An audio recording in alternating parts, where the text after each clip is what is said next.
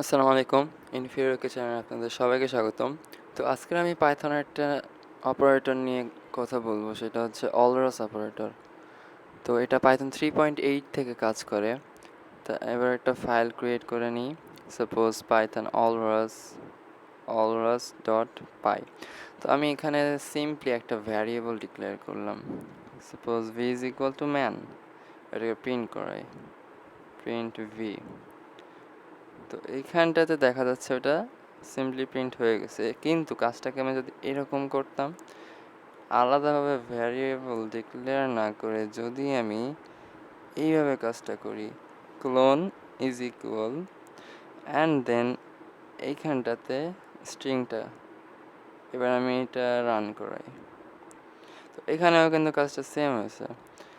শুধু এখানে কি করছি, ডিরেক্ট আমি প্রিন্ট ফাংশনের মধ্যে ডিক্লেয়ার করছি আর প্রিন্ট ফাংশনের মধ্যে প্রিন্ট হয়েছে। তো এইটাই হচ্ছে অলরাস অপারেটরের কাজ। তো আমি যদি আরেকটা এক্সাম্পল দেখাই, সাপোজ আমার কাছে একটা লিস্ট আছে, suppose lst is equal to একটা লিস্ট দিলাম, কিছু নাম্বারের লিস্ট 1 2 3 4 অ্যান্ড 5। এবার যদি এটা লুপ চালাই যে for I in lst and then print I, তাহলে নাম্বারগুলো প্রিন্ট হয়ে গেছে।